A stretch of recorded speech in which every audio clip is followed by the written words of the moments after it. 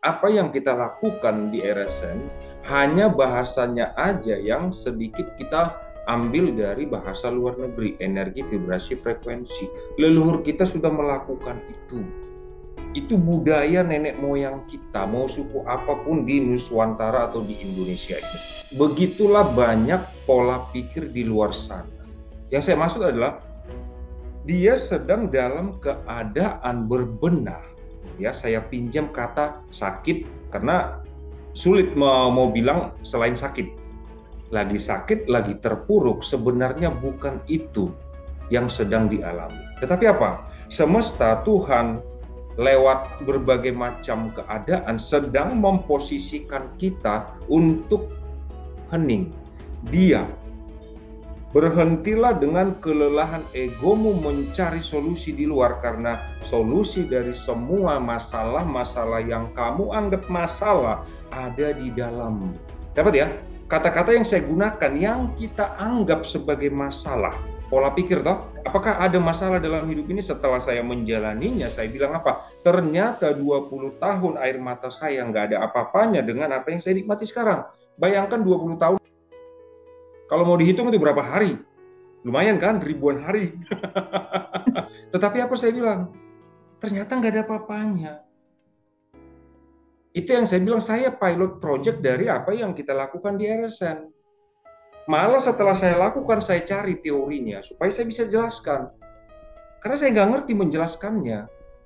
Saya bukan dokter yang meneliti lewat laboratorium, lewat penelitian-penelitian. Enggak, saya hanya mengamati diri saya. Oh, ternyata ini toh.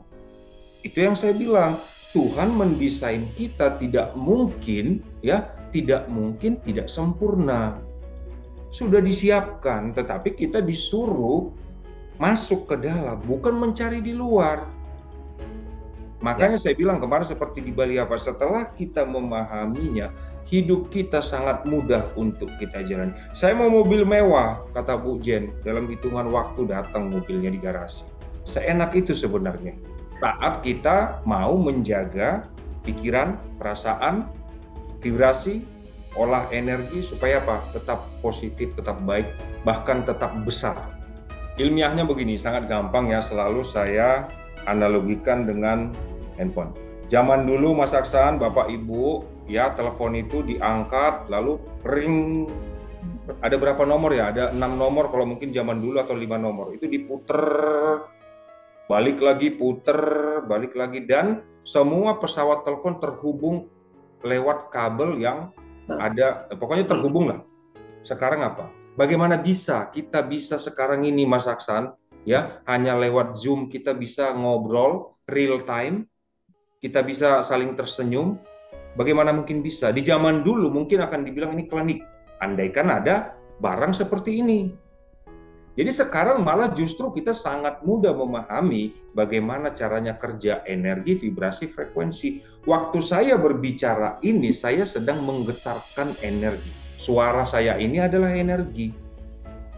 Saya getarkan lewat alat bantu yang dibuat manusia, laptop, komputer, handphone, atau apapun itu. Mas Aksan bisa melihat saya, lalu mendengar suara saya.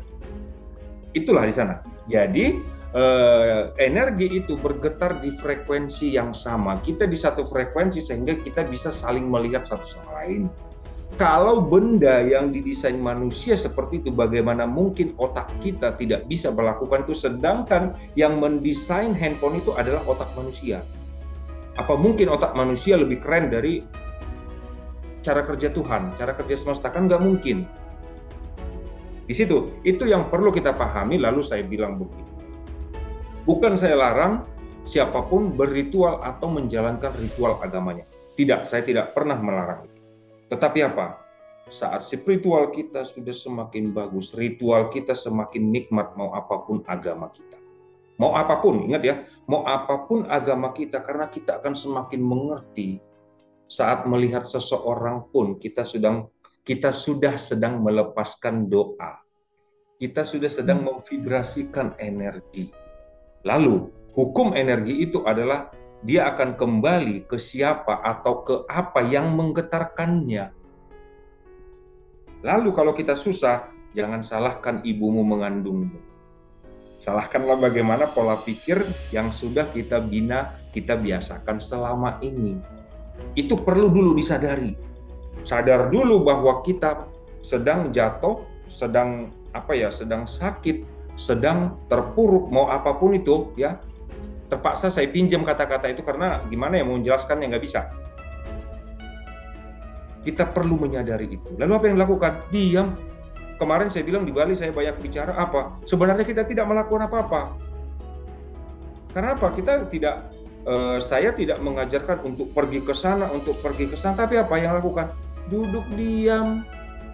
Kerja duduk diam. Enggak, ya diam kan? Diam.